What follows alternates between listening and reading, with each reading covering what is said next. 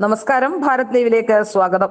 ഭരണ തുടർച്ച ലക്ഷ്യമിട്ട് നീങ്ങുന്ന LDF സർക്കാർ പ്രചാരണ പ്രവർത്തനങ്ങൾ ഊർജിതമാക്കുന്നതിന്റെ ഭാഗമായി സർക്കാരിന്റെ 4ാം വാർഷികാഘോഷം പൊടിപ്പൊടിക്കാൻ ഒരുങ്ങുകയാണ്.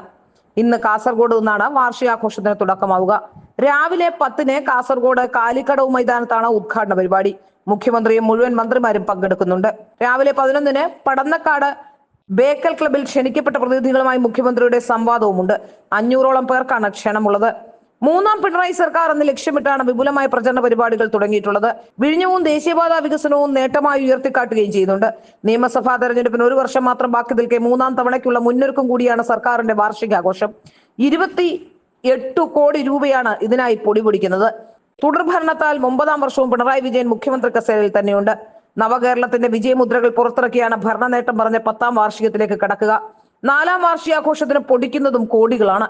പിണറായി തുടരുമെന്ന സൂചന നൽകുന്ന പരസ്യ ബോർഡുകളും ഫ്ലക്സുകളുമാണ് സംസ്ഥാനത്തുടനീളവും. 1 മാസത്തിലേറെ നീണ്ടു നിൽക്കുന്ന ആഘോഷ പരിപാടികൾക്കായി കോടികളാണ് സർക്കാർ ചെലവിടുന്നത്.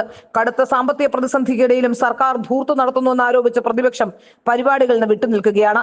വാർഷികാഘോഷത്തിന്റെ പരസ്യ പ്രചരണത്തിന് മാത്രമായി ധനവകുപ്പ് അനുവദിച്ചത് 25,91,00,000 രൂപയാണ്. എല്ലാ വകുപ്പുകളും വെവ്വേറെ തുകയും അനുവദിക്കുന്നുണ്ട്. മുഖ്യമന്ത്രിയുടെ മുഖമുള്ള 500 പരസ്യ ബോർഡുകൾ സംസ്ഥാന വ്യാപകമായി ഉയർത്തുന്നുണ്ട്. 15 കോടിയിലേറെയാണ് ഇതിന് മാത്രം ചെലവഴിക്കുന്നത്.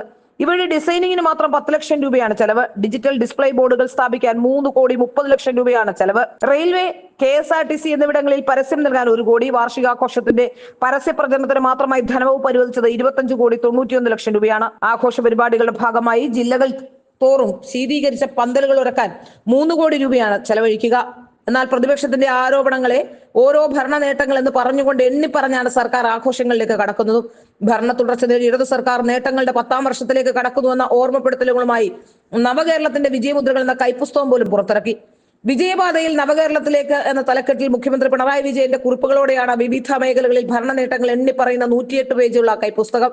സാമ്പത്തിക പുരോഗതിയും സാമൂഹ്യനീതിയും ഉറപ്പുവരുത്തി വികസിത രാജ്യങ്ങൾക്ക് സമാനമായ നിലയിലേക്ക് കേരളത്തെ ഉയർത്തുക എന്ന ലക്ഷ്യമാണ് LDF സർക്കാരിനുള്ളത് എന്നാണ് കുറിപ്പിൽ പറയുന്നത്. എന്നാൽ LDF സർക്കാർ ദിവസത്തിന് ദിവസം കടത്തിലേക്ക് കൂപ്പുകുത്തുകയാണെന്നുള്ളത് മറ്റൊരു പ്രധാനപ്പെട്ട കാര്യം. ഇങ്ങനെ അമിത ധൂർത്ത് നടത്തിയാൽ ശ്രീലങ്കയുടെ അവസ്ഥയിലേക്ക് പോകും എന്ന് റിസർവ് ബാങ്ക് അടക്കം പല ഘട്ടങ്ങളിലും മുന്നറിയിപ്പ് നൽകിയതാണ്. കേന്ദ്രത്തോട് കടം വാങ്ങിച്ച് ഇനി കടം വാങ്ങിക്കാനുമില്ലാത്ത അവസ്ഥയിലും എത്തിച്ചേർന്നിരിക്കുന്നു. അപ്പോഴും ആകെ ഗീർവാണം മാത്രമാണ് ബാക്കിയാകുന്നത്. യഥാർത്ഥത്തിൽ ഇത് പിണറായി വിജയന്റെ വിജയോത്സവമാണോ എന്ന് സംശയം തോന്നുന്ന രീതിയിലാണ് ഇവയെല്ലാം ഒരുക്കിയിരിക്കുന്നത്. എന്റെ തല എന്റെ ഫുൾ ഫിഗർ എന്ന രീതിയിൽ പിണറായി വിജയനെ പ്രൊജക്ട് ചെയ്യുക എന്നതിനപ്പുറത്തേക്ക് മറ്റൊന്നും ഇതിലില്ലതാനും.